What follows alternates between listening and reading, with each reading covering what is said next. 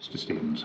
My Lords, before I resume my submissions, my Lord Sales asked me about the ways in which constitutional questions can arise, and also about Rudal. And I think I submitted that in Rudal it was simply an appeal against sentence. What I should also have done for completeness, my Lord, although my Lord may well have come across it himself, is simply to refer you to Section 14, subsection 4 at page 503 of the bundle for completeness.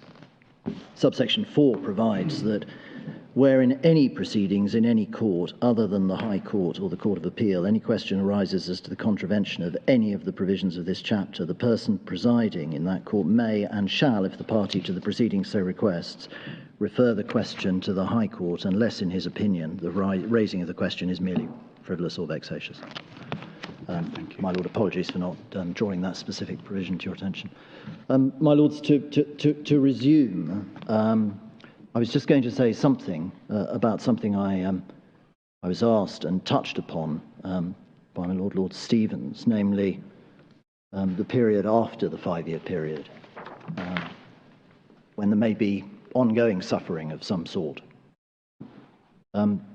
Even if suffering after the point at which it becomes unconstitutional to carry out an execution could be relevant for Section 14 purposes if commutation does not occur at that point. We submit that there can be no question of that in this case. For this reason, in the present case, there's no correlation between the position of the respondent after expiry of the 5-year period and someone suffering the agony of mind referred to by Lord Griffiths. Now, we say that on the evidence for a number of reasons. In his affidavit in support of his application at Electronic Bundle 14, the respondent deposes to the fact that as a death row inmate he had become familiar with the law relevant to his situation and had read Pratt Morgan, Rudal and Matthew. And he says that since the expiration of the 5-year period, he's been waiting for the executive to act in accordance with Pratt and Morgan, and then goes on to say that following Rudal 2 years later, he expected to be brought before the court for resentencing and instructed several attorneys and solicitors, and he must therefore, with respect, have been aware at that time of the subsequent decision in Matthew, which he does say he'd read. And then subsequently, he was named in the representative proceedings and was the beneficiary of the conservatory order of Benjamin J. and the substantive order of Mr. Justice Barrow. The point I make is simply this, that any uncertainty, and I do accept that he would have experienced continued uncertainty as to his position in those circumstances, given that the commutation he was expecting had not been carried out. Any uncertainty during that subsequent period would clearly substantially have been assuaged in the circumstances by the knowledge and based on his evidence. And in that respect, I would invite a comparison with the case of Thomas, which I showed your lordships, which considered prison conditions, and it was a passage at 1252. I won't take you back to it. You'll remember what Lord Millett said about prison conditions and not leading to commutation. If prison conditions of the type in question in Thomas do not justify commutation, then I would respectfully submit that the respondent's situation after expiry of the 5-year period cannot justify a lesser sentence than life, the threat of execution after a long delay already being catered for by the commutation to life. At most, in my submission, and this is where I pick up on the point put to me by Lord Stevens, continued detention beyond the 5-year period, at which point commutation ought to occur, might, in an appropriate case, sound in damages, but as already submitted, there was no such claim in this case. My Lords, I also just wanted to say something about this particular case. if our submissions do not find favour with the board, and it is open to the court to consider an alternative sentence when exercising the power under Section 14 of the Constitution in a case such as this. Whilst we of course fully appreciate that ordinarily that would not be a matter for the board, we would respectfully submit that there really can't be any question of any court imposing anything other than life in the present case. And I say that because, as can be seen from the judgment of the Court of Appeal in relation to the appeal against conviction, which is in the bundle of authorities at 520, and the passages to which I would refer you, I won't take you to them, are at respectively 550 and 554.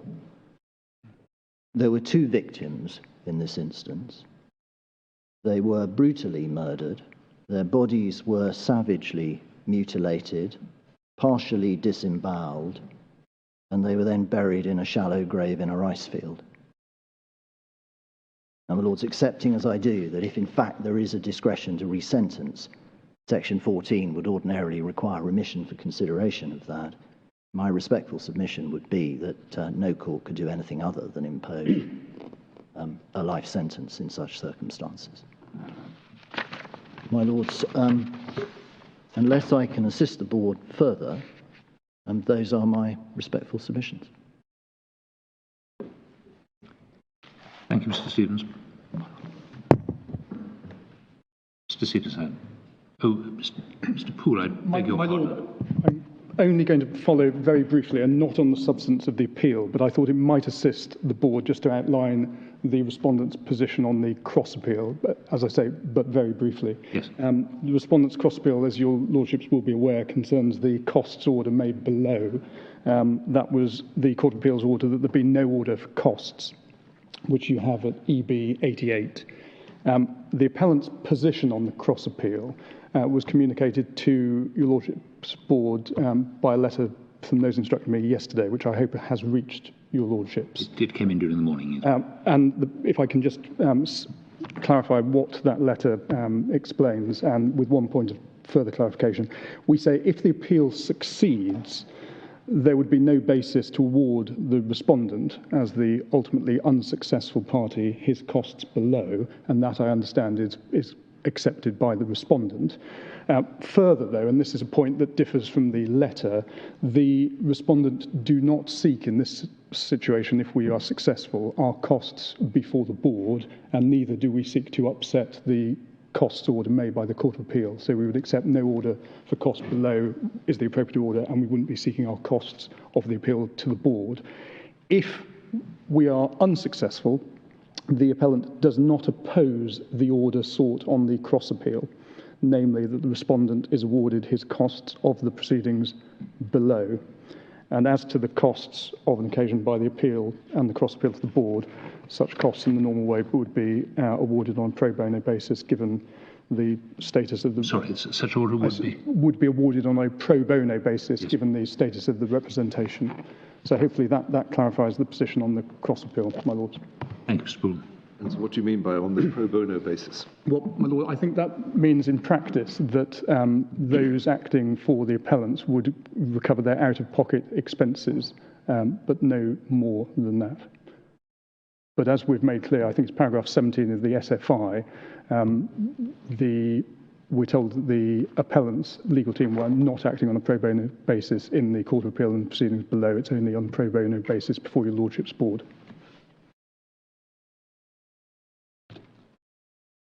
Yes, thank you. Mr. Citation. Grateful to friend and what I will be dealing with the... Mr. Citation, before you start, sorry. You're very faint. Why?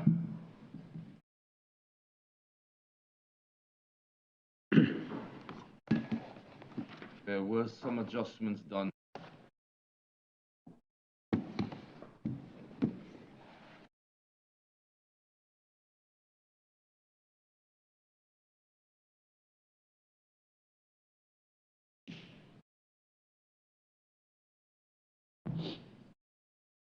Sorry. That's better. My Lord's hearing me any better? Yes, much better. Thank you. I will be dealing with the substantive issues which arise on the appeal, and my learned friend, Mr. Middleton, is there to assist the board on any issues which arise on the cross appeal. Thank you. Lords, I wish to start with three brief preliminary points, some of which have been touched upon in the address of Mr. Stevens for the appellant. Firstly, Lords, the nature of the claim. To put the matter in some context, this, from the outset, was a claim in which the applicant for relief specifically sought the remedy of resentencing by way of his claim form, and that can be seen at the electronic bundle, page 5.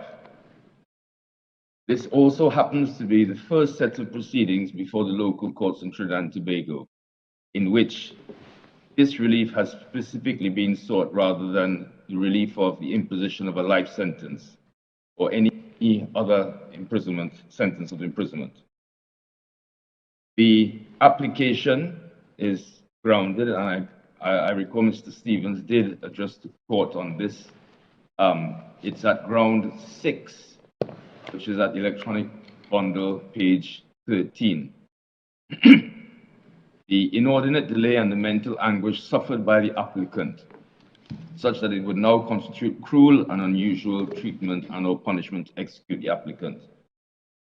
That ground is supported by a number of paragraphs in the affidavit, which starts at electronic bundle 13. I do not propose to take my lords to those paragraphs. I just wish to identify them for the board's consideration. They are paragraphs 7, 8, 11, 13, 14, and 15. The complaint which is made by this application for relief is strictly on the basis of cruel and inhumane treatment punishment. That is a breach of section 5(2)(b). It is in that context that the issue of the inordinate delay has arisen. It is as such that the inordinate delay has produced mental anguish such as to have aggravated the punishment of the sentence of death. And there I am relying on the dicta of Lord Slynn in Lewis and the Attorney General, which is at electronic bundle 788. And the particular page reference for that is 824. It is at letter H. As a result of the application, the court has been asked to provide appropriate relief under section 14(2). This necessarily, as the board has already identified in the submissions earlier, requires a two-stage process. The first is to vacate the sentence of death. And as my lords have indicated earlier today, that something must be done with the offender. If it is that the offender is to remain detained, it is very clear that he must have an appropriate sentence of imprisonment. Before the Court of Appeal, the position was put as high as the respondent had due process rights to be punished. He must be given a lawful sentence, and that sentence must be intelligible to the court and to the offender.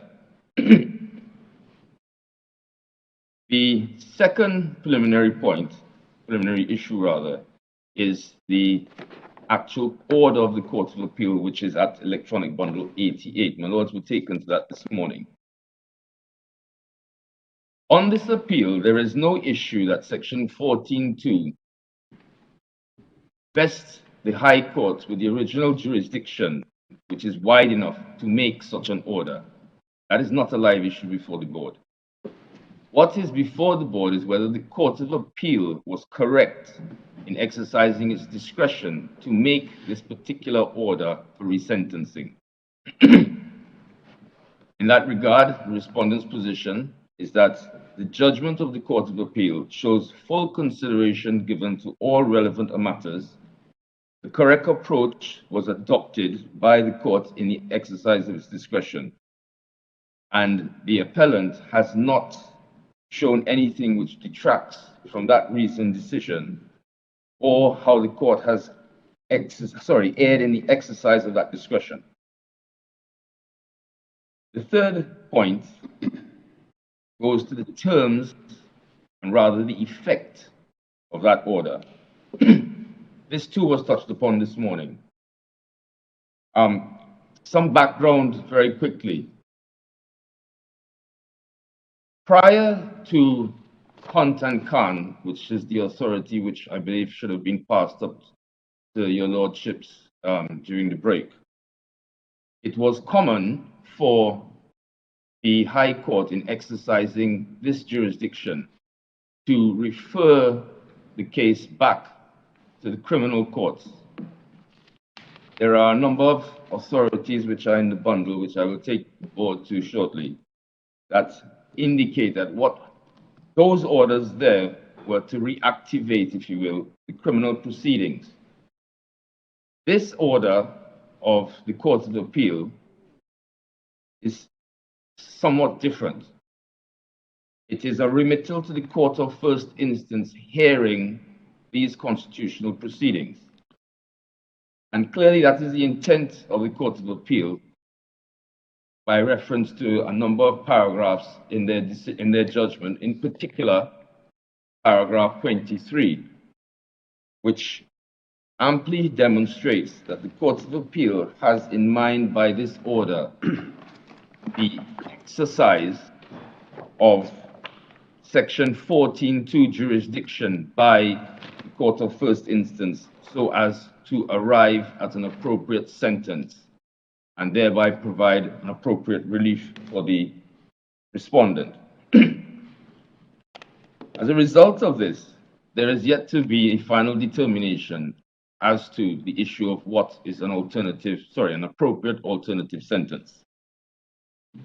The matter is yet to be determined, and the only thing that will stop that determination by the High Court is if your Lordship's Board sentences the respondent on this appeal. Ultimately, the respondent sees the principal issue on the appeal as being expressed as follows. Is a court in these circumstances, in the circumstances of this application for relief, confined to an imposing an automatic and thereby mandatory sentence of life imprisonment, which precludes any further consideration of the circumstances of the offense, the offender, or the breach of the rights themselves. Alternatively, as the respondent says on the appeal, does that court have the power to exercise its discretion in relation to the determination of what is an appropriate substituted sentence, taking into consideration, as identified by the Court of Appeal, the normal common law sentencing principles and objectives? Turning to the appellant's submissions, my lords, the appellant has placed some stress on in relation to its first issue, which is cast as what is the nature of the exercise.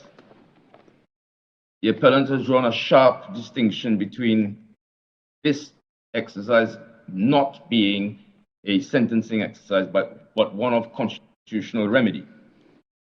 In the respondent's printed case, we have made the point that this is a false dichotomy, for the reason that the sentencing exercise, which has been ordered by the Court of Appeal, is actually the grant of the constitutional remedy.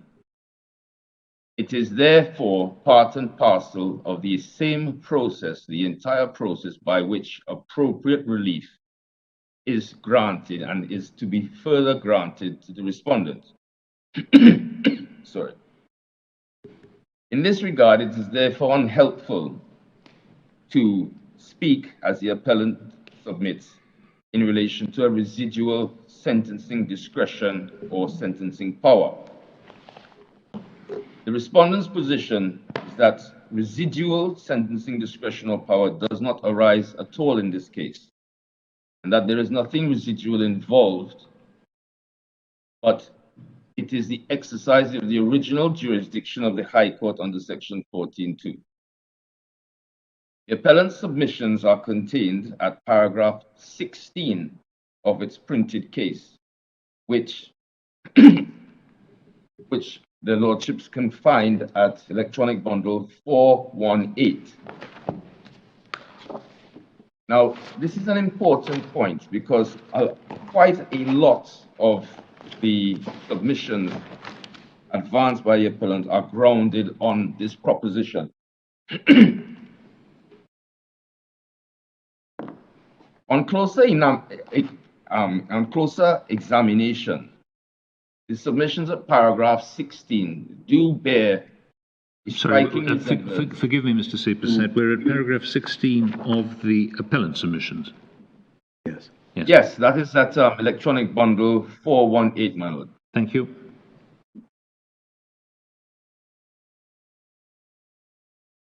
Those submissions do bear more than a passing resemblance to paragraphs 12 and paragraphs 30 of the Lendor decision. Paragraph 12 is at electronic bundle 766, and paragraph 30 is at page 777. Now, the reason why I place stress on this is simply for this reason, my lords.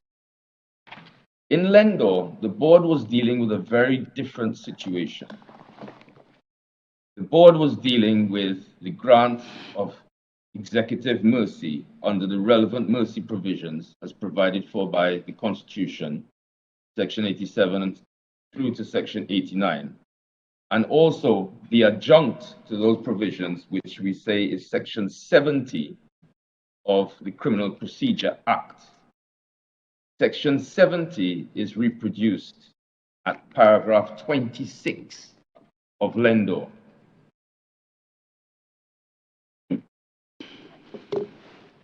Section 70 is the provision by which a trial court, or criminal court rather, is empowered to grant an offender convicted of murder the benefit of a pardon once the President has signified her intention to grant mercy in this respect. All relevant arguments in relation to paragraphs 12 and 30 were directed to the issue raised by the appellants in that case, which was whether there was an entitlement to a judicially imposed sentence when mercy was granted by the executive. And of course, the board in Lendor held that there was no such entitlement. But the point is, my lords, and the point I wish to draw to the board's attention, is that the dicta of His Lordship Lord Hughes at paragraph 12 and 30 in Lendor are not applicable to a case such as this. A case such as this is strictly on and in relation to the powers which the original, powers inherent, in the original jurisdiction of the High Court under Section 14(2). And reliance, therefore, by the appellants on that dicta is fundamentally flawed. Further, the appellants have repeatedly used a phrase of residual sentencing power. Having had a look at the authorities, the relevant authorities, it seems clear that this is derived again from Lendor at paragraph 30. But paragraph 30 of Lendor does not apply to this case because the phrase residual sentencing discretion is dealing with the situation of a criminal court on indictment with a mandatory death penalty. It has no bearing on powers available to a court exercising its power under Section 14(2). And the Court of Appeal was thereby correct to analyze that part of the decision and to find that paragraph 20 of its judgment, which is at electronic bundle 7.3, 20 and 21 rather. If I can take the board to paragraph 21 on page 73, beginning with the second line. The majority of their lordships in Matthew, when referring at paragraph 33 to the absence of judicial discretion as to sentence, were clearly dealing with the function of the trial judge at the time of conviction. That it is therefore clear that that has no place in the analysis of whether a court hearing an application for constitutional relief under Section 14(2) has the power to order a resentencing so as to provide for a process by which a judicial officer can come to a determination as to what is the appropriate sentence in this case, and therefore, thereby rather, the appropriate order to be made. Further, on the appellant submissions, respondent submits that irrespective of the label which is affixed to this process, be it termed a sentencing, a resentencing, or a constitutional remedy, at the end of the analysis, the court, acting under Section 14, must still grapple with the issue of what is the appropriate sentence to be imposed, having had vacated the sentence of death. Sorry.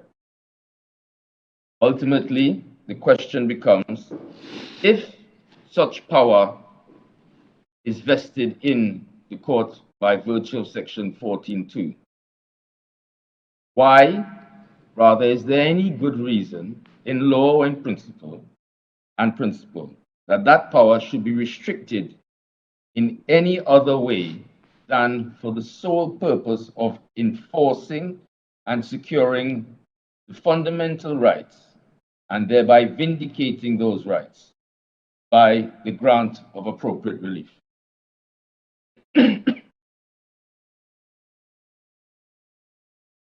The appellant's submissions, rather the printed case of the appellant, make two small points. One, and this is at electronic bundle 420, and it is as follows. Firstly, what is the relationship between the presidential power of pardon and the court's power to commute under Section 14(2)? To this, we rely on our paragraph 3.15 through to 3.17, which is at electronic bundle 440 to 441. I add 1 point to those submissions. Respondent says there is no relationship at all, my lord.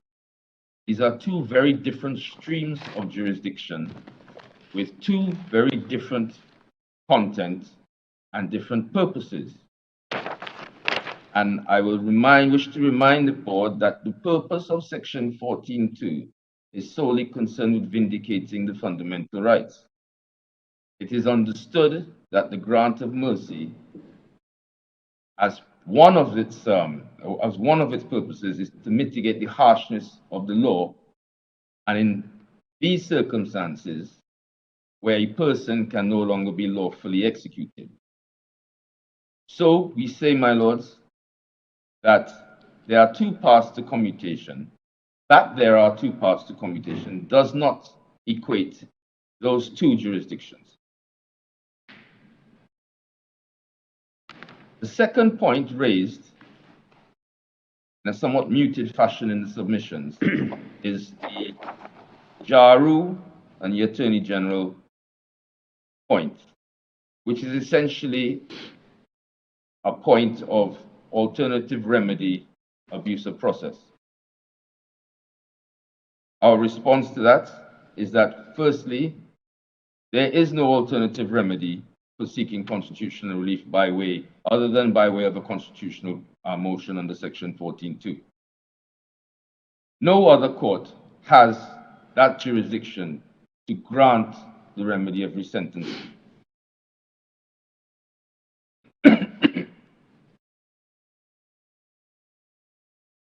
Moving to the appellant's second issue, which in many ways is the main plank of the appellant's case. The appellant submits that the only appropriate sentence, I should read the way in which it is framed. Is it open to a court exercising its power to grant relief under Section 14 of the Constitution to substitute a sentence other than life imprisonment when commuting a death sentence? And that is at the electronic bundle, page 420. Three reasons are given for the appellant's position that a court can and should only impose punishment of sentence of life imprisonment. But before the respondent deals with those points, we wish to deal with the appellant's interpretation of the Pratt Morgan principle. Pratt Morgan is obviously at the center, the heart of both cases before the board, the appellant and respondent. By the appellant's submissions, the appellant seeks to limit Pratt Morgan only to an issue of delay. It is true that the delay was the focal point in the Pratt Morgan case. But we say, my lords, that the principle which is invoked in Pratt Morgan is much wider and is not confined solely to an issue of delay. It is in fact an issue as to whether the manner of detention, rather the manner of the execution of sentence, has aggravated the circumstances over and above that inherent in the death penalty. So we say, and I will take my lords to those passages, the relevant passages, we say that the principle in Pratt Morgan is really a principle in relation to circumstances. Pratt Morgan is a specific application in relation to undue delay. And probably the best formulation of this is in Pratt Morgan itself, obviously. It's at electronic bundle 961 between letters E to F.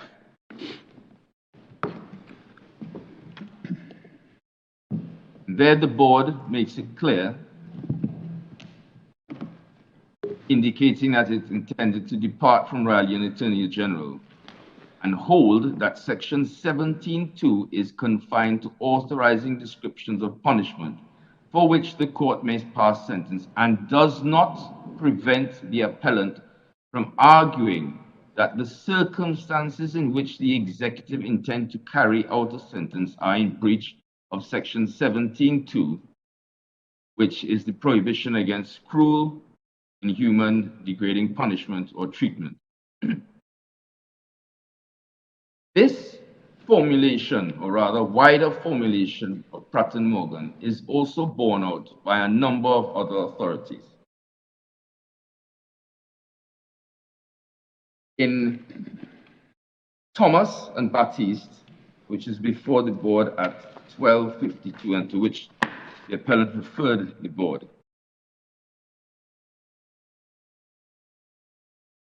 page 1252, in the judgment of Lord Millet, and I draw the board's attention to letters B to the end of D. I will not read the entirety of it, but I will just highlight just above in relation to C, letter C.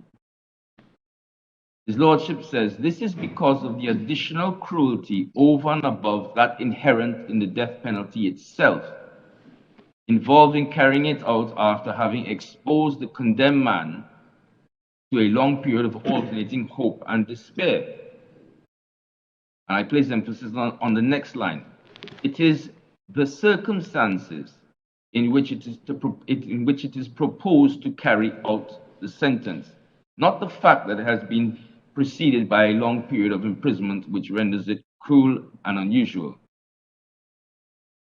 Now, His Lordship there is dealing with an argument regarding prison conditions. And at D, well, in Thomas and Baptiste, they found that these conditions did not reach the minimum level of severity so as to entitle the commutation of the death sentence. And it is in that regard, it is said at the end of that paragraph, the conditions in which the condemned man has been kept prior to execution infringe his constitutional rights does not make a lawful sentence unconstitutional. And then His Lordship proceeds with it at letter D. It would be otherwise if the condemned man were kept in solitary confinement or shackled or flogged or tortured. One would then say enough is enough. A state which imposes such punishment forfeits its right to carry out the sentence in addition. Carry out the death sentence in addition. But the present cases fall a long way short of this. There are other passages, my Lord, but I will not take, it's unnecessary to take the board to all of those passages in the other cases. But this shows that what is involved is a wider principle in Pratt Morgan relating not merely to delay. And therefore, we make two submissions in relation to this. Firstly, it is impermissible for the appellant to confine Pratt Morgan only to the issue of delay. Secondly, the principle rather not being so confined and it being a matter of circumstances, one can easily see the position where circumstances in which constitutional relief, those circumstances in which constitutional relief are applied for, can vary greatly. Lord Millet speaks of shackled, flogged, or tortured. There is another case before you, another authority before you, which I will just refer briefly to it, but it's at electronic bundle 877,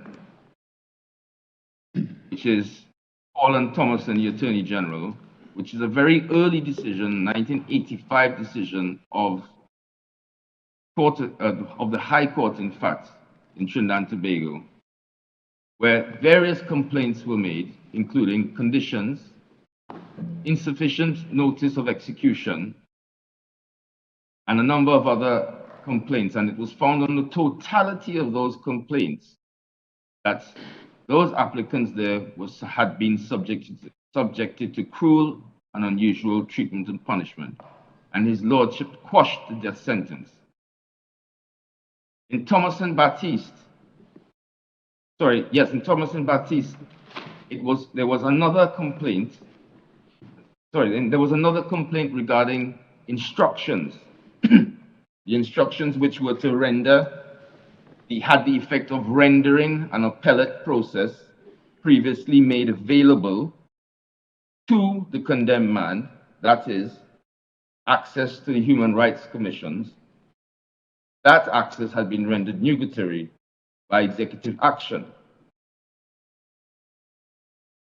As such, my lords, the discretion under Section 14 must be able to be tailored by the court to fit the myriad of circumstances in which applications may come before the High Court.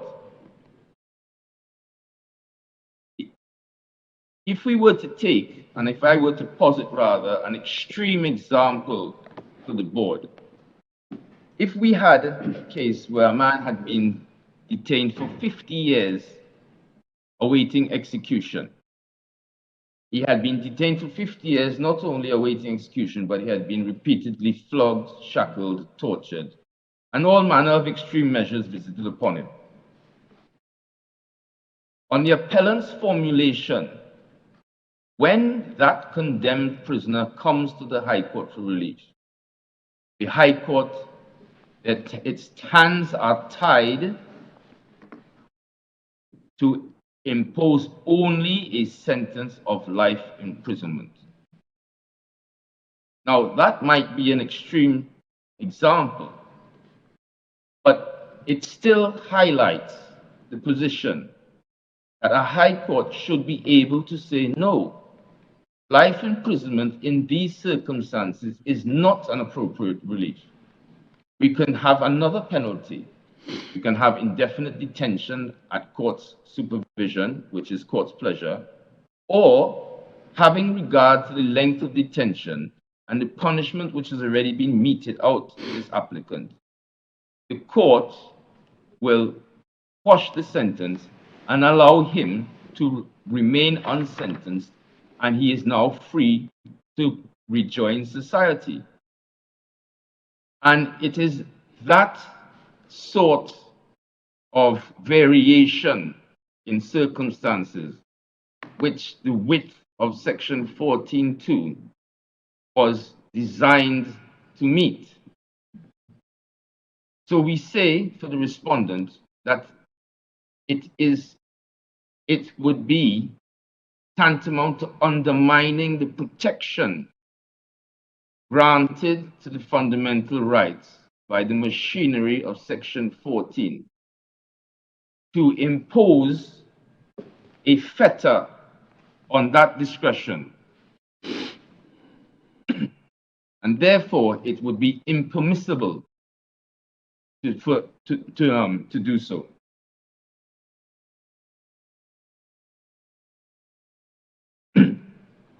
But returning to the appellant's case,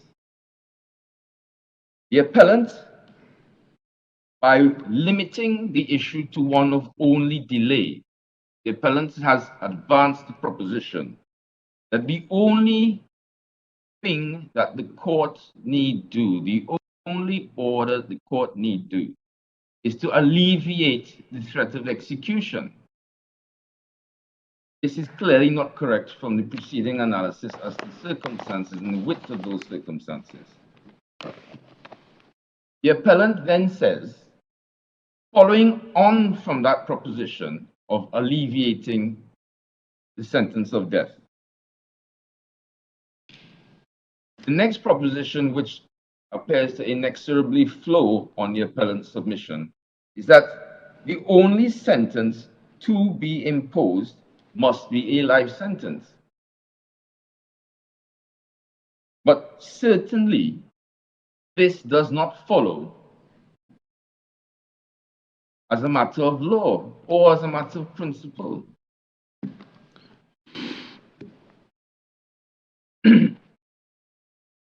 So we say that the appellant's submission is fundamentally flawed in its reasoning in that regard. We also commend the position to the court that the width of Section 14 and the jurisdiction, the wide discretionary powers inherent there, must be jealously guarded and preserved for all forms of relief, which a court may find appropriate in the circumstances of the case. This was entirely the approach adopted by the Court of Appeal in this case.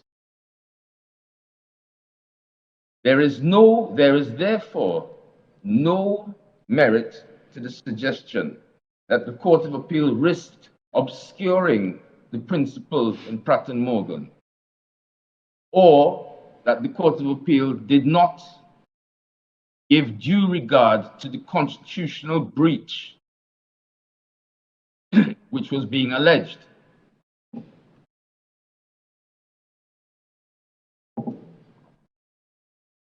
And therefore, the criticism made as to paragraph 23 of Chief Justice's judgment, which is at electronic bundle 74, is misplaced.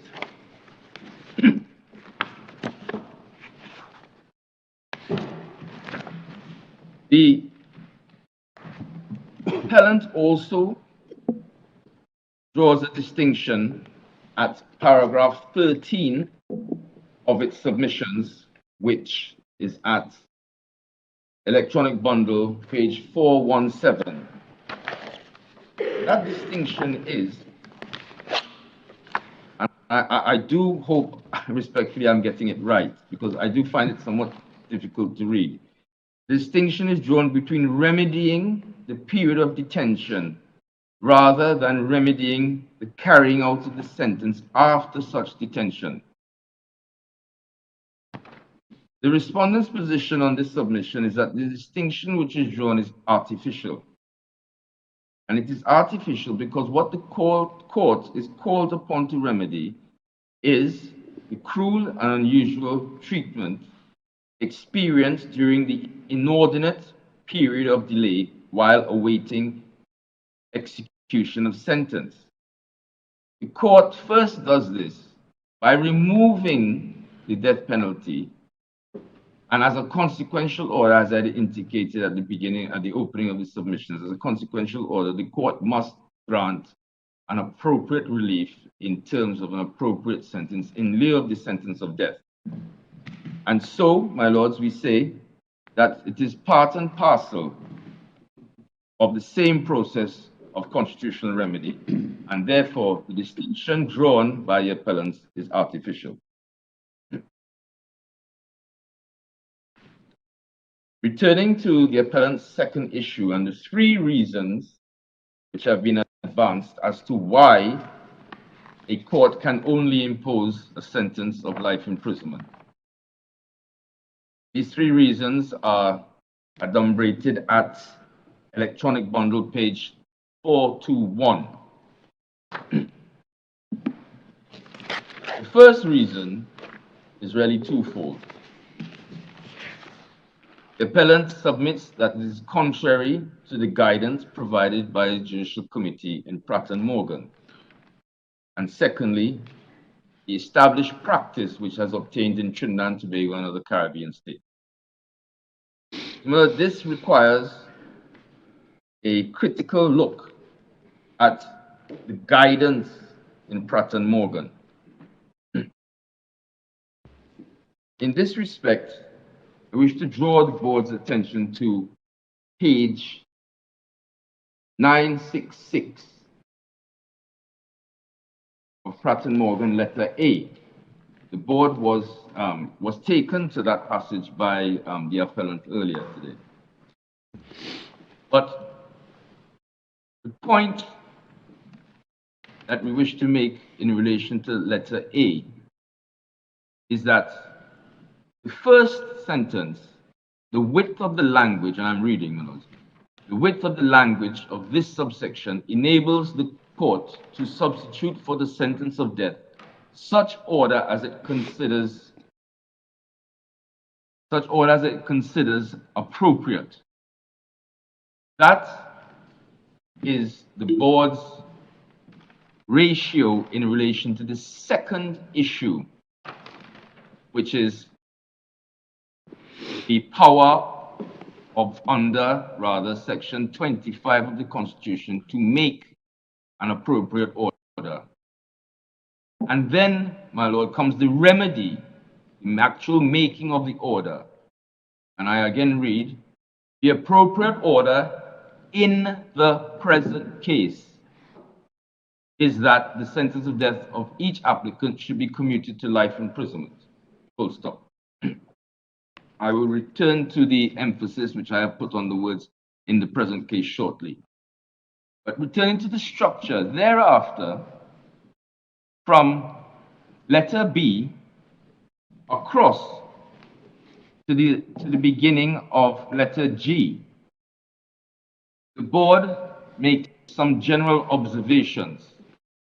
These observations are in relation to the non-rigid timeline and realistic targets to be met in relation to the appellate process and the human rights petitions or applications. And it is here that the board indicates that this entire process can be dealt with in 3.5 years. And I take, my lords, to letter G, and I read, and this is at electronic bundle 967. These considerations lead their lordships to the conclusion that in any case in which execution is to take place more than 5 years after sentence, there will be strong grounds for believing that the delay is such as to constitute inhuman or degrading punishment or other treatment. The board then continues, if therefore, rather than waiting for all prisoners who have been in death row under sentence of death for 5 years or more, to commence proceedings pursuant to section 25 of the Constitution, the Governor General now refers all such cases to the Jamaican Privy Council, who, in accordance with the guidance contained in this advice, recommend commutation to life imprisonment. And I will stop there for now, my lords. Because the point that I wish to make in relation to this paragraph here is twofold. One, the guidance which is referred to is a combination of the general observations, the setting of realistic targets in terms of time periods, which have led to the conclusion of the presumptive 5-year period in Pratt Morgan. And the guidance of the board stops at that point. It is clear that the guidance referred to has preceded the recommendation of commutation to life imprisonment. And it is on that basis that the respondent submits that the guidance of the Privy Council, which is stressed upon by the appellant, does not include the recommendation to commute to life imprisonment.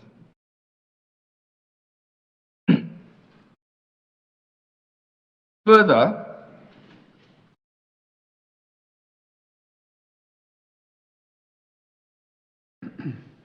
thereafter, the words, returning to page 697, thereafter, the words recommend commutation to life imprisonment, substantial justice will be achieved swiftly and without provoking a flood of applications to the Supreme Court for constitutional relief. Where are those words, Mr. Supersaid? 697? Nine six. Yes, Sorry, 967. Very bottom. I apologize. 967, the line second from the bottom of that page. Yes, thank you. And it continues overleaf, I'm sorry. Now, just to point out to the board that the Privy Council had just imposed and just found by its order that in this case the appropriate sentence was life imprisonment. It was only natural that if the board was going to make a recommendation or a suggestion as to how these matters can be dealt with, that they would be making the same recommendation as reflected by the order just made. But it is also clear from Pratt Morgan that the board was not addressed on what could be or what might be in the circumstances the appropriate alternative sentence. In fact, I have had a look at the reported arguments in the official report of the appeal cases. It is only at page 948 at it's actually between letter B to C, that this issue arises in a very truncated way, and it's in the reply of Mr. Robertson QC. After making reference to that case of the Catholic Commission for Justice and Peace in Zimbabwe and the Attorney General, the argument is reported as the board has power under Section 25 to order a permanent stay of execution and a declaration that the sentence of death be vacated and a sentence of life imprisonment substituted. Now, my lords, I commend that passage as a clear indication that in Pratt Morgan, the applicants were asking specifically for the relief of life imprisonment.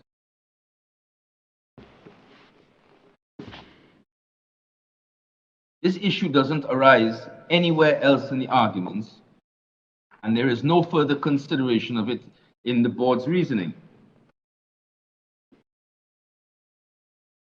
And so, my lords, I say, and the respondent submits rather, that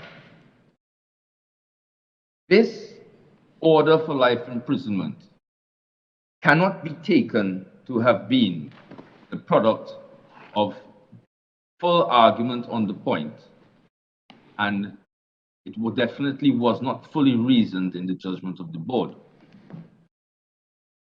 However, in the present case, before the Court of Appeal, this was at the heart of the appeal before the Court of Appeal, and it was dealt with extensively by the Court of Appeal.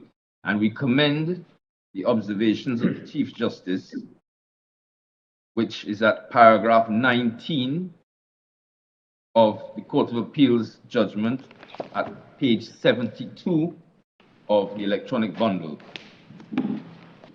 where his lordship makes it clear that at the top of that page, the board, in commuting the death sentence to life imprisonment, was exercising its discretion inherent in that section, meaning section 14, but sorry, the equivalent on the Jamaican Constitution, without expressly limiting its consideration to the sentence eventually imposed. This particular detail was glossed over and certainly not critically examined in the cases that followed. And that is very true, because the same application of the life sentence runs through all of the other cases which have come before the board, Guerra, Thomas, and a number of others.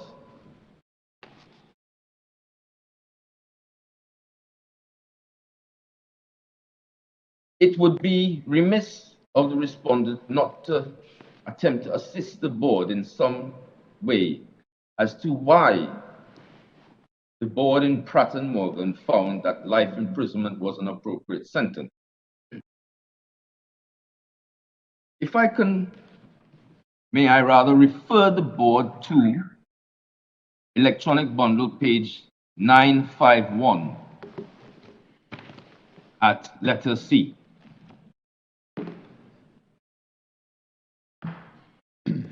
In that paragraph, it is His Lordship, Lord Griffiths, says, it is difficult to envisage any circumstances in which in England a condemned man would have been kept in prison for years awaiting execution. But if such a situation had been brought to the attention of the court, their lordships do not doubt that the judges would have stayed the execution to enable the prerogative of mercy to be exercised and the sentence commuted to one of life imprisonment. Now, as we read that, my lord, it appears that the board was heavily influenced by what can only have been the settled practice obtaining in England.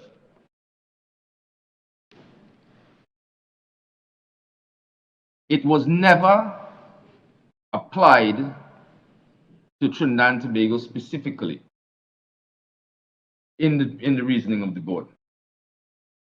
Further, if I refer, may I refer the board to page 786, which is Lendor, paragraph 78. And this is a very recent decision of the board, 2017. His Lordship, Lord Hughes, at paragraph 78 from the second line, further, viewing the position as at the time when these sentences were substituted in the 1990s, and I pause there just to indicate that what His Lordship is dealing with there was the situation where post-Pratt Morgan, there were en masse commutations, and these were later challenged by way of constitutional motion. At the time when these sentences were substituted in the 1990s, it can hardly be regarded as surprising that the view then taken was that the only viable alternative in cases which called in the Trinidadian legal system for a mandatory death penalty was a sentence which was either expressly a life sentence or, as the Court of Appeal has held, a sentence taking effect as such. That was the view taken by the board in both Pratt Morgan and Lewis and the Attorney General. Given the 4-year reviews that are integral to it, it may be that a life sentence will still often be a practical substitute for the President to impose. But that is for the future and those advising him. And there, at the end of the paragraph, His Lordship finishes that paragraph by stating the appropriate substitute sentences are going, therefore, in any event, to have to be reconsidered on that basis. Now, my lord, it is inherent in Lord Hughes's dicta, and we have made the point in our written case, that Lord Hughes is recognizing that the philosophical underpinnings have moved on from since in the 90s. We now understand, following cases, for example, Reyes and Fox, the death penalty cases of 2000, that we are dealing with a very different jurisprudential landscape. So those are the only two bases that I can give, or rather present to the court, as to why the life sentence was chosen in Pratt Morgan. Another point, my lords, returning to the guidance in Pratt Morgan, it is very clear that this guidance was addressed to the executive. His Lordship specifically makes mention of the Governor General, who is the head of state, and the Jamaican Privy Council. This guidance is addressed to the executive, for the executive to deal with the difficult situation in the administration of justice in the criminal legal system. It was not directed to the judiciary. It did not make, it was not directed to the judiciary, and there is nothing in the language used to indicate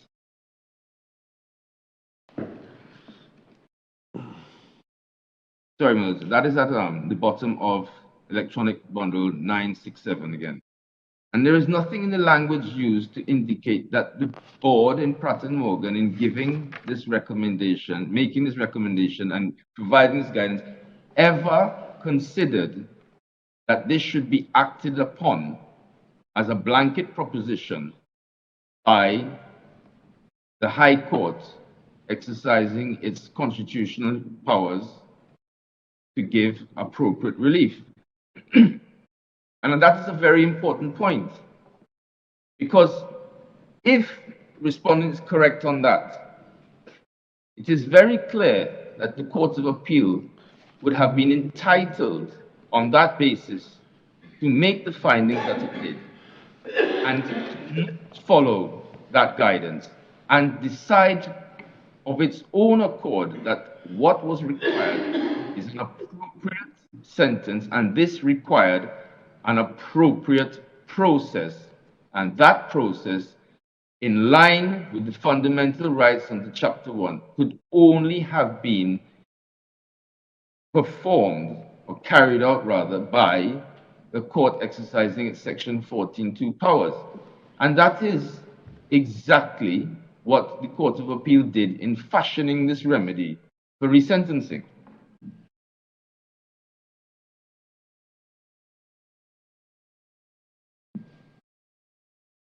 Further,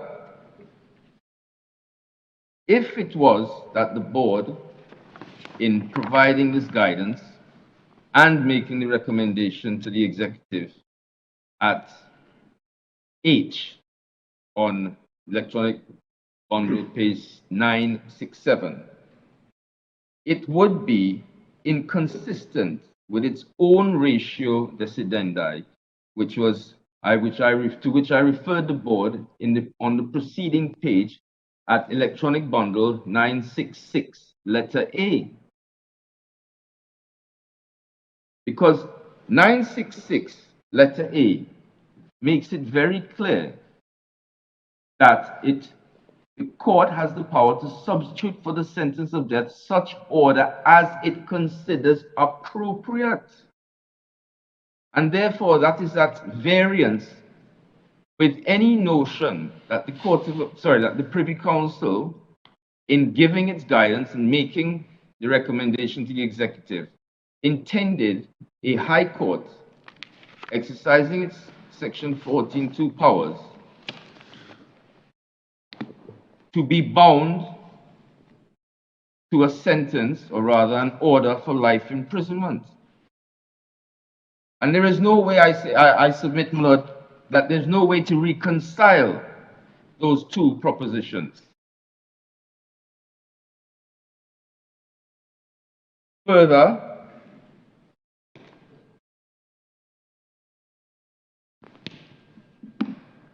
wish to refer the board to Lord Hughes's dicta at electronic bundle page 773, paragraphs 35 and 36, which make it clear that in his lordship's judgment,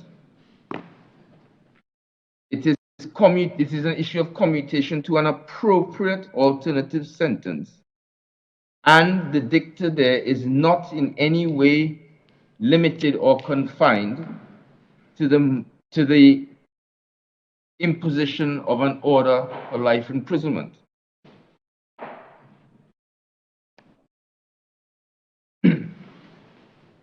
It is also important to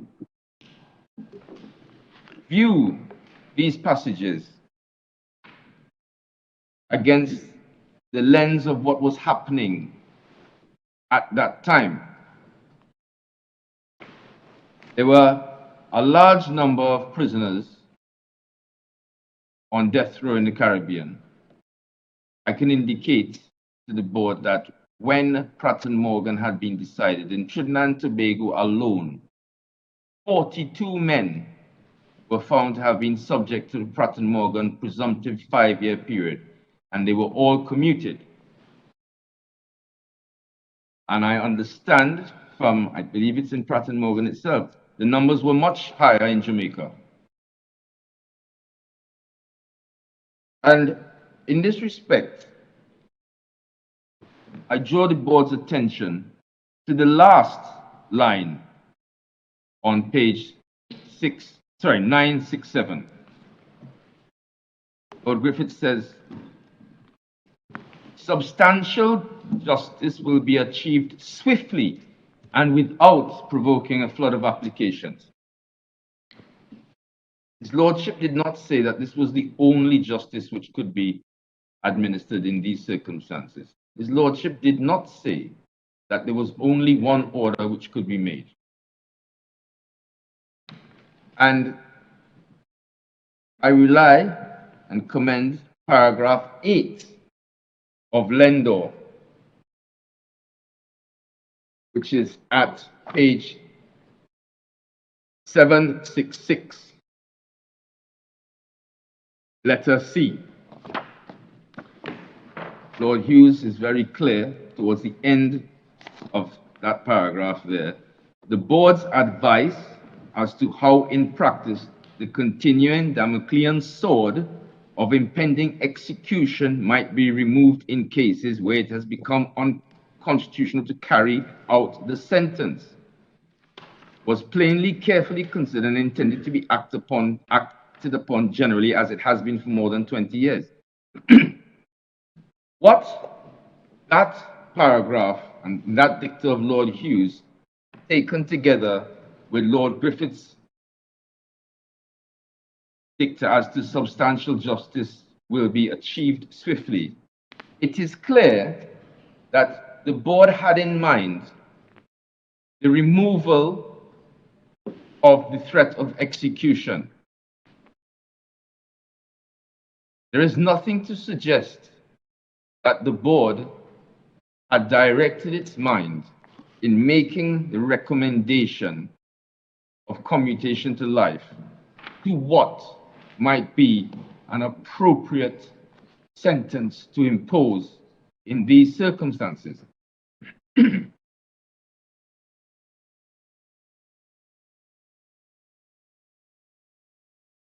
And respondent further submits that if it was that the board had intended to lay down some sort of express fetter on the discretion inherent within section 14, it would have required the very clearest of words to that effect. And it is, we can take the argument further, my lords, because if Parliament had decided to so limit section 14, it is more than arguable that this would have been seen as a derogation from fundamental rights by restricting relief which can possibly be granted under section 14. And it would have required a special majority under section 13 and section 54 of the Constitution to have lawfully achieved this. And the Judicial Committee in Pratt Morgan is to be taken as having understood these issues.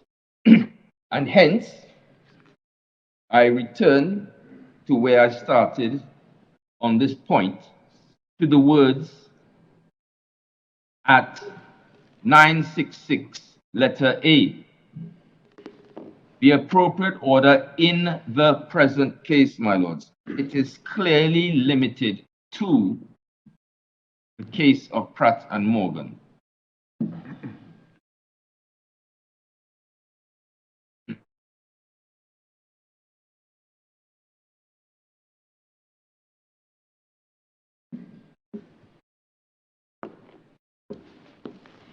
The appellant says and submits that Pratt Morgan has been consistently applied in the last 29 years.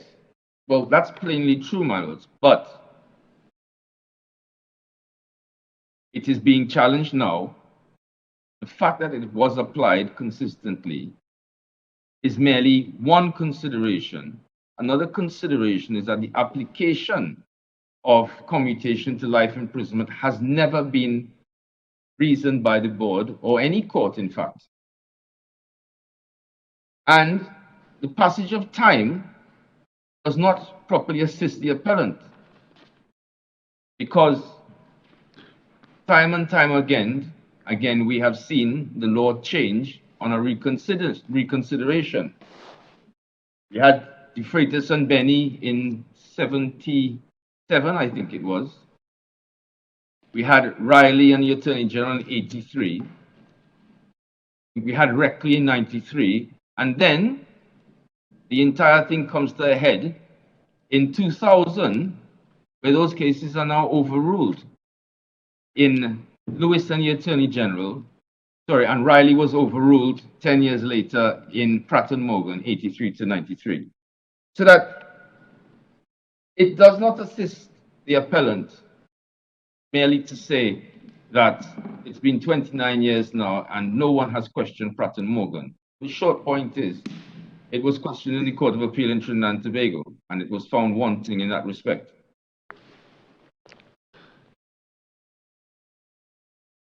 The next point, my lords, still on the appellant's first reason.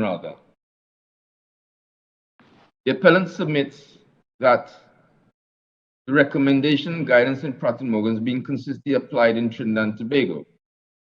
Now, truthfully, and I've just indicated same, that has been the position of the board on a number of the appeals that have come before it.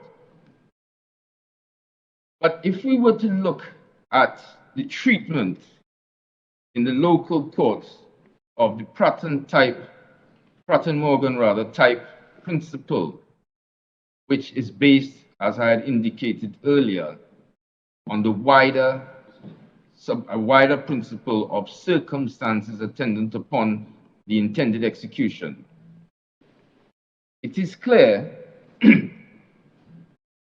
and I'll take the board to those cases now, actually.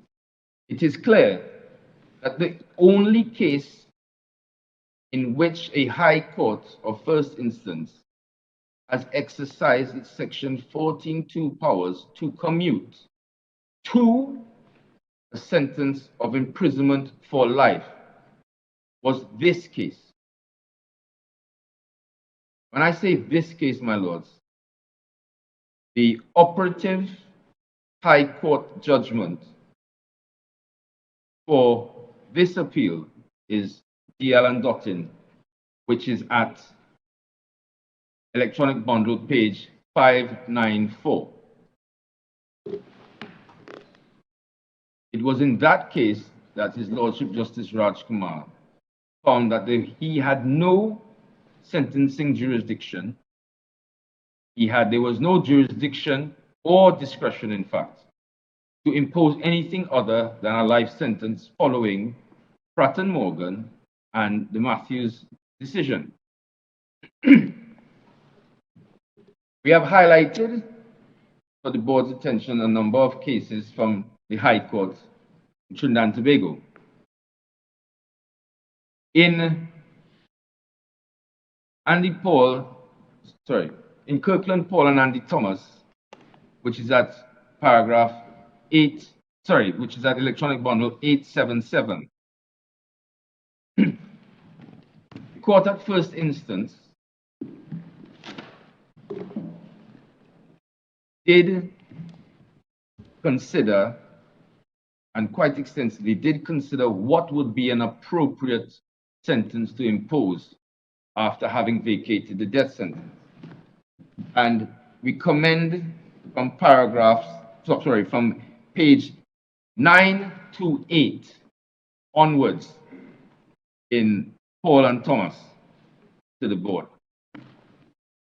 There's a particular discussion which actually does include consideration of the imposition of a life sentence.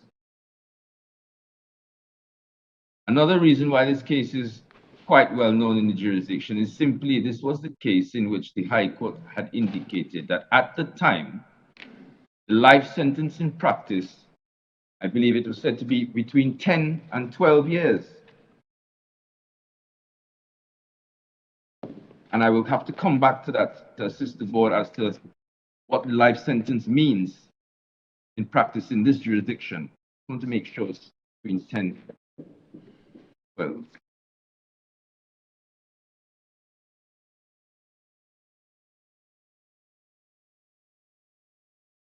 Yes, I'll find that correct reference in a moment. It seems to have missed me. It's 9:30, is it? Sorry, yes, it's at 9. Sorry, my lord, thank you. It's at 9:30, and this is towards the end of the second paragraph. Normally means imprisonment for less than 10 years.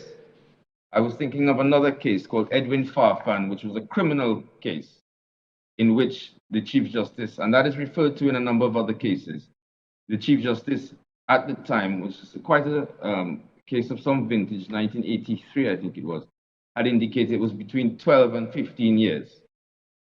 And returning to Paul and Thomas, His Lordship found that it would be more appropriate to sentence these applicants to indefinite detention at the President's pleasure, which we now understand to be the court's pleasure.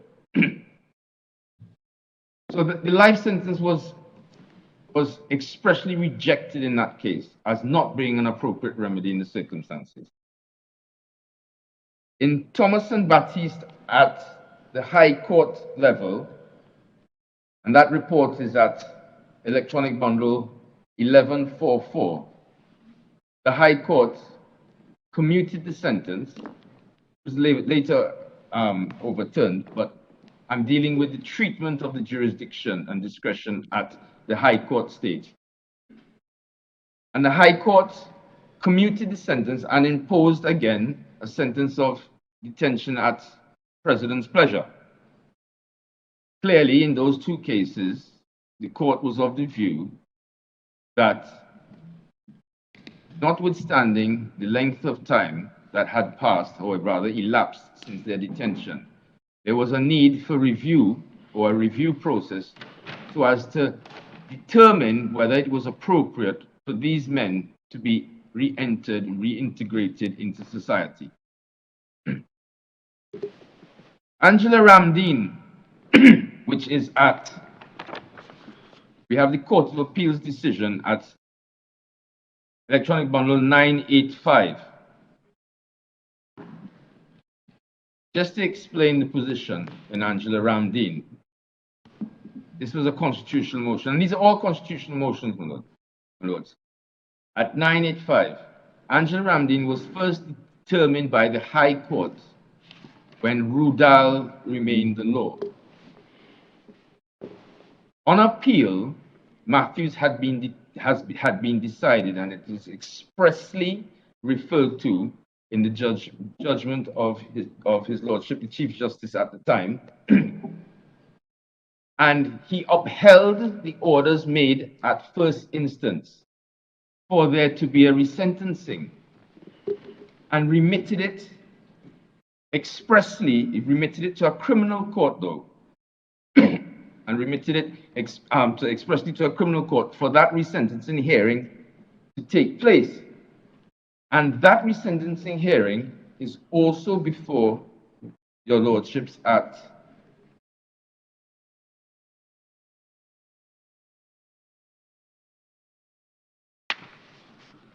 it's right after Pratt Morgan. It's at electronic page 969. And importantly, there was consideration again about life imprisonment, a sentence of life imprisonment. And the ladyship at electronic page 984 in the first paragraph, in sentencing Angela Ramdin to 35 years, made it clear that her ladyship was mindful of her period, meaning the offender's period of incarceration, more particularly the 9 years spent on death row, which the Court of Appeal, in the case of the Attorney General and Ramdin, referred to above, as characterized as cruel and unusual punishment marked by periods of hope and despair. So her ladyship's sentencing following a commutation did not see the jurisdiction bound only in relation to the imposition of a sentence of life imprisonment. Another case, my lords, which is Mohammed and the State, which is at page 868 of the electronic bundle. Now, I do need to explain what took place in this case, because the appellant did indicate certain things. This was actually the first constitutional motion filed in Trinidad and Tobago challenging the Lendor set of commutations. Upon hearing the motion, a concession was made that the sentence which had been imposed by the presidential commutation, which was to be imprisoned for the rest of one's natural life, was not known to law. As a result, that part of the commutation, the sentence, was quashed. And in fact, the trial judge, not the criminal judge, the trial judge hearing the motion at first instance had been carded to deal with the sentencing in that court, but due to certain constraints, sent the matter to the assizes to be dealt with. It is not on all fours with Pratt Morgan. We accept that. Neither is it on all fours with this case. But what it is, it represents the treatment by the High Court of its expansive jurisdiction under Section 14 to make appropriate orders. And in that case, the sentence imposed was 32 years. In fact, there ought to have been another authority which is identical, which is Chaitlal and the State. And Chaitlal was sentenced to 35 years in that matter. So that brief survey of the cases in which the High Court has treated with its jurisdiction following a commutation of the death sentence does not bear out the appellant's submission that this is routinely the case, i.e. the imposition of a life sentence in Trinidad and Tobago. Yes, it is correct that the Chief Justice said that it did say that it was routinely done in Trinidad. However, the Chief Justice was referring to matters which came on criminal appeals. And if I can refer the board to page 77 of the judgment of the Court of Appeal, paragraph 34, bundle, page 77. Which paragraph? His Lordship said, sorry, paragraph 34, my lords. 34. Thank you. Yes, 34.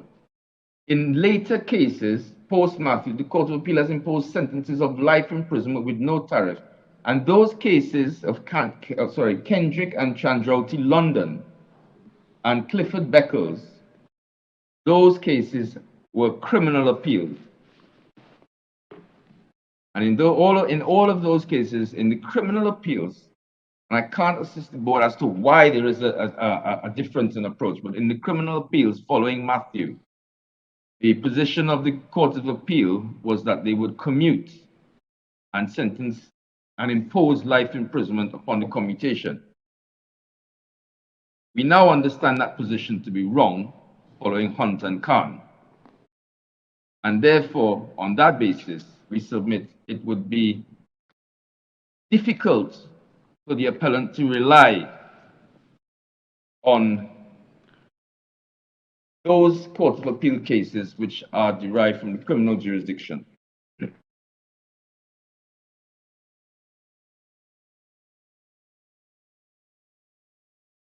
Mr. Seepstad, Yes, madam. on your case, when considering the appropriate disposition, is there any limitation on the considerations which can be taken into account?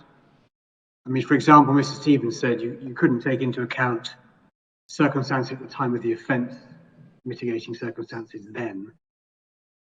No, not at all, no. We respectfully disagree with that position of the appellant.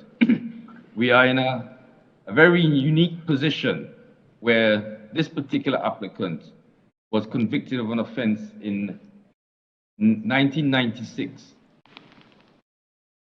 The Court of Appeal envisages that some 25 years later, he is coming before a court to be resentenced. It must mean, in accordance with his fundamental rights, that you must be sentencing the man after the 25 years. So therefore, you are entitled to take into consideration what occurred 25 years ago, or rather at the time of the offence, the circumstances of the offence, who is before you now for resentencing, what his progress in prison has been, and so on and so forth. And so, my lords, I would answer my lord's question in this way. There ought to be no fetter on the relevant, once they are relevant considerations, obviously, there ought to be no fetter on the considerations which a court can take into consideration in arriving at what is an appropriate sentence of imprisonment. I hope I've assisted my lord with that. Mr. Supersad, sorry. Yes, ma'am. The power to impose the appropriate sentence, is that confined to the Constitutional Court? Or can the Constitutional Court give a direction that a criminal court imposes the sentence? Sorry, when my lord says a direction, I'm not sure if Yes. I follow. Well, what I thought that in some of these cases you had referred us to, the matter came back before the criminal court. Oh, yes, that is correct. And that is why, for example, in Angela Ramdeen, it's intertuled with this criminal number, the civil constitutional proceedings number, and the appeal number all in one. And my lords will see that as a feature of these these reports, these authorities. If I can just go back in terms of answering that question. This process actually comes from juveniles who have been sentenced for murder. When those matters reach the Constitutional Court, because the sentence was invalid from inception, and it ought never have to have been state's pleasure, it did mean that they were sent back to the assizes if the original trial judge was available, and obviously many of them are not, for that trial judge to revisit the issue of sentencing afresh, because it required the imposition of a minimum period and a period of review and so on. And so in the High Court, practice was developed whereby these matters were sent to the criminal courts regularly. That now has stopped. The Chief Justice has indicated by this order it ought to be done by the court hearing the constitutional proceedings. And that's plainly correct. And it accords with Hunt and Khan and the proposition that it is only a court exercising Section 14(2) powers that is able to come to a determination taking all matters into consideration, including the breach of the rights, the extent and the persistent nature of that right, take all of those matters into consideration in arriving at what would now be an appropriate sentence to be imposed on this offender. And therefore, it would seem, following this order of the Court of Appeal, that all orders shall follow, all orders that may follow on from these cases will be dealt with by the Constitutional Court and not the assizes.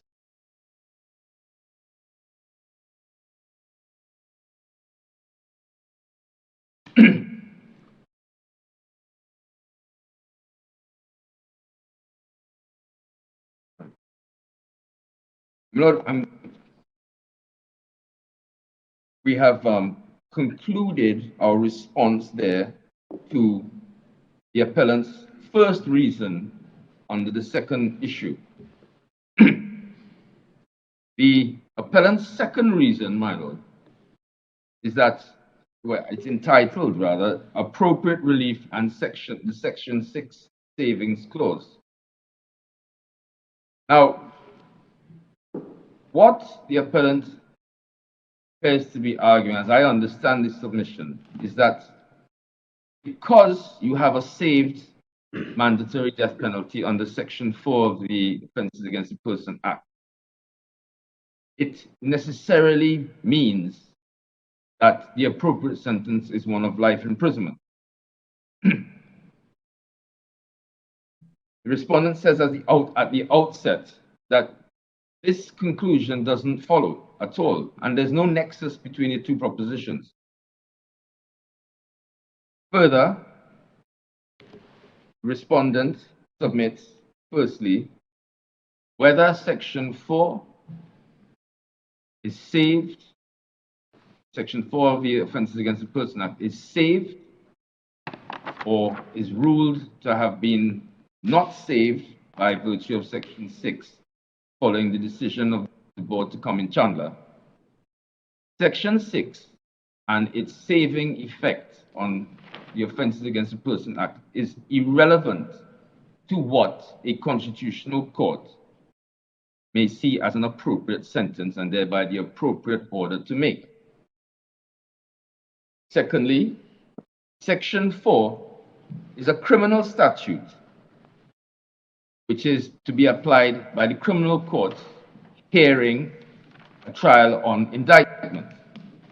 And as such, it has no bearing on the central question before your lordships, which is the limits or width of section 14.2 wide discretionary powers. Further, point 3, a criminal court has no jurisdiction to impose any other sentence for murder save and except for as provided by section 4 of the Offences Against the Person Act. Section 14 of the Constitution is part of the supreme law and cannot be fettered by the mandatory death penalty, which, as my lords had pointed out earlier this morning, is gone in this case simply because it cannot be carried out any longer, and therefore it can have no binding force in terms of the determination of what would be an appropriate alternative sentence. The appellant makes the point that because a criminal trial court cannot treat the sentence as at large, it should also limit, section 14.2 court should be likewise limited. But that submission is fatally flawed because it does not recognize the gulf and the vast difference in the two jurisdictions, i.e., that's reposed and vested in the criminal court on indictment, and the jurisdiction under section 14 to grant appropriate relief. We commend the paragraph 26 of the Chief Justice's judgment, which is at page 75 And it does bear repeating, paragraph 26. However, once we leave the embarkation point, which is the vacation of the death sentence, there is no apparent reason to artificially restrict our consideration to the meaning of life imprisonment or imprisonment for life. Courts must do what they are set up to do, which is to fashion appropriate remedies for the violation of rights. And we say, my lords, that that is precisely what the Court of Appeal has done by its order in this matter. The appellant also makes two other submissions. First, individualized sentencing, which is clearly the intent of the Court of Appeal's order in these proceedings. The appellant says individualized sentencing under Section 14 translates into treating the mandatory death penalty as unconstitutional. Well, no, it doesn't. Because the mandatory death penalty can no longer be carried out, and therefore, there being no statutory underpinning for any alternative sentence, the court must fall back on the common law and any appropriate process by which you determine an appropriate sentence must be in accordance with the fundamental rights. So that as a basic content, due process would require, due process and the protection of law would require a hearing of some nature before a judicial officer with all the attendant safeguards, a fair and impartial tribunal, with all the attendant safeguards as though you would expect in a sentencing hearing. The appellant's position is to deny the offender those safeguards and to merely impose life imprisonment with no further consideration. And that is very wrong in terms of the fundamental. It doesn't just sound wrong, but it just is wrong. When you look at it from the perspective of what a Section 14 court is being called upon to do. The appellant repeats on a number of occasions in the submissions that the order for life imprisonment is the only appropriate order. But what is missing in the appellant's analysis, on the appellant's submission, is this. The appellant has failed singularly to explain how an order for life imprisonment is any more appropriate than the order of the Court of Appeal in this case, which provides for a process by which any appropriate sentence can be determined in accordance with the fundamental rights. And it is worth repeating that, as the Chief Justice did indicate at the hearing, that the respondent rather is still open to an order for imprisonment for life. The only order which has been taken off the table, so to speak, is the order for death, for the death penalty. Everything else is available. Realistically, we are dealing with a long term of imprisonment. Realistically, there may be cases, and when I come to assist the board on the imposition, the practice and the meaning of the life sentence in Trinidad and Tobago, this will be put into a sharper focus. But the appellant hasn't pointed to any proper reason as to why the life sentence is more appropriate than any other sentence, be it determinate or indeterminate. And in any event, I ask the board to bear in mind that the Chief Justice has only made provision by the order appealed from for the process to continue before the High Court. And I draw the board's attention, we go back to Lendor, which has been much used today. Paragraph 32, which is at the electronic bundle 772. And this is an important dicta by Lord Hughes, paragraph 32. It may well be that if one was starting afresh with a new constitutional and statutory scheme for the handling of Pratt Morgan prisoners whom it has become unlawful to execute, a system which committed the substitution of sentence to the judiciary would have considerable appeal. And it is clear that this is exactly what is envisaged by the order of the Court of Appeal, starting with an almost blank canvas to work from, there being no legislation or statutory scheme, rather, which would guide the court in this task. The Court of Appeal had serious concerns with the automatic imposition of a life sentence, which we will address shortly. And therefore, it fashioned a new remedy which committed the substitution of sentence to the judiciary, as indicated here by Lord Hughes. The appellant makes... So, Mr. C, sorry, could I just get the list, as it were, of sentences that could be imposed? One is a life sentence. One is, the second is a life sentence with a tariff. Yes. The third is detention until the court orders otherwise. The fourth is a determinate prison sentence. But there isn't any, there's no sentence for a full life term, as I understand it. That's not appropriate. No,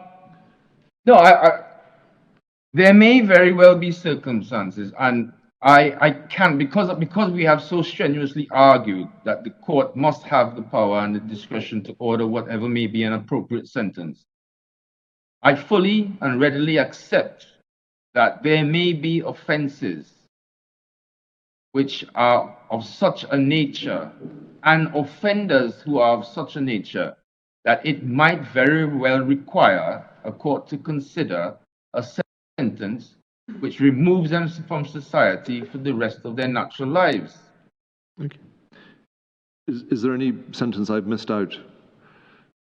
I could say a fine, my lord, but no. Okay. No, those are all of the sentences which are realistically available to a court.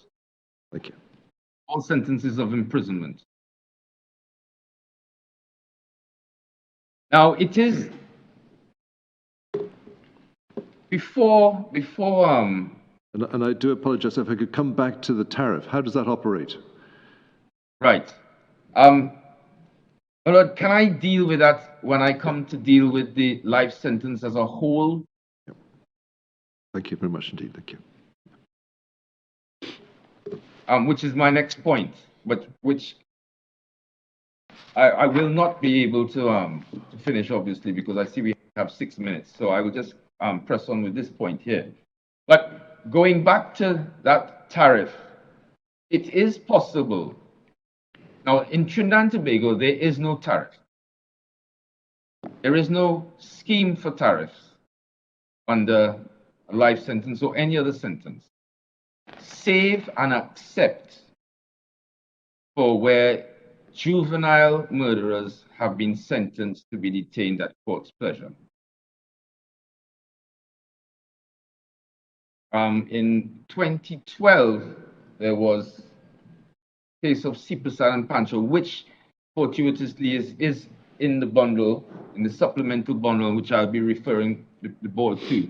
But it suffices to say that in Citation and Pancho, that case was one of the cases in which it had been determined what was required for juvenile detention under court's pleasure.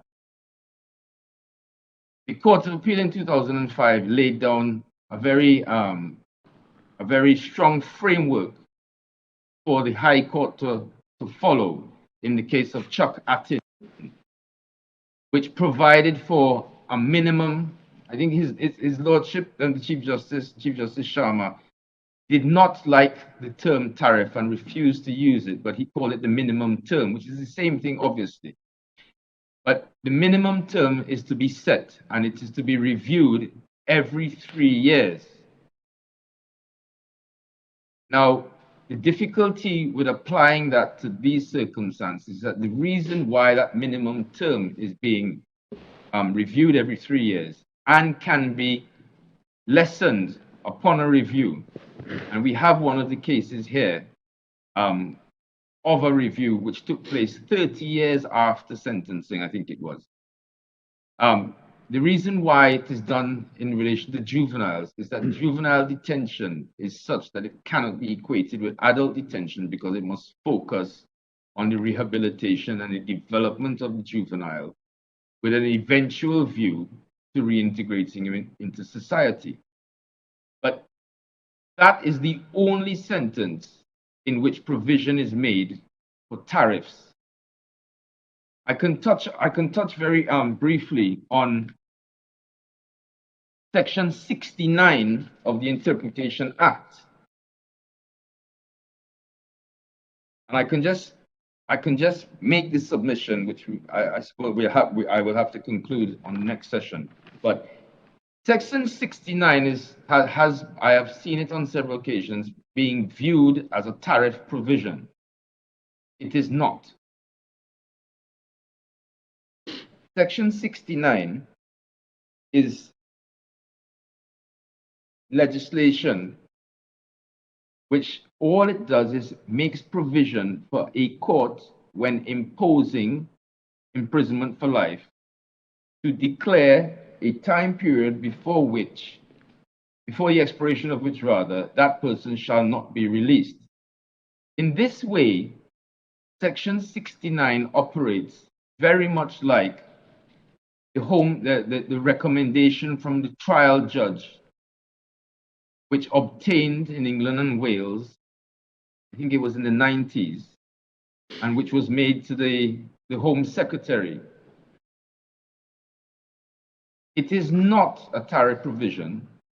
It is directed to the executive so as to record the view of the court, and it is based on the recognition that when an offender is sentenced to life imprisonment,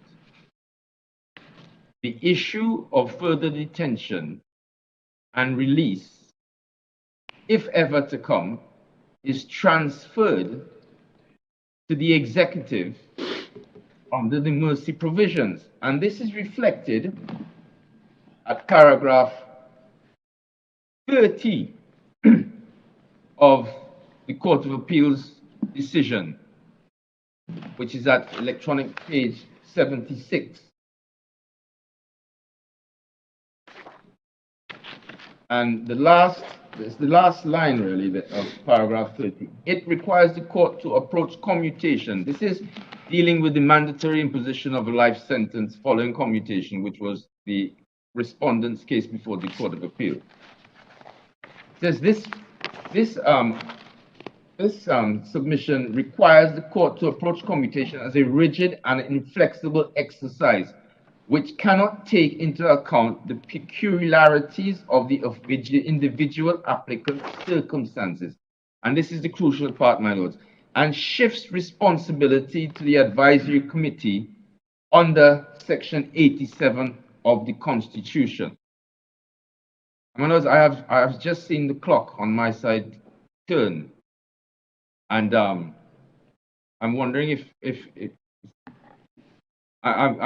the board would wish for me to stop there, because we'll be developing an entirely new argument. Yes, if that's a convenient point, Mr. Sipasad, we'll stop now. We'll resume tomorrow morning at 11 o'clock London time, if that's convenient. Thank you very much. Grateful to all counsel for their submissions today. Now adjourn until 11 o'clock tomorrow morning.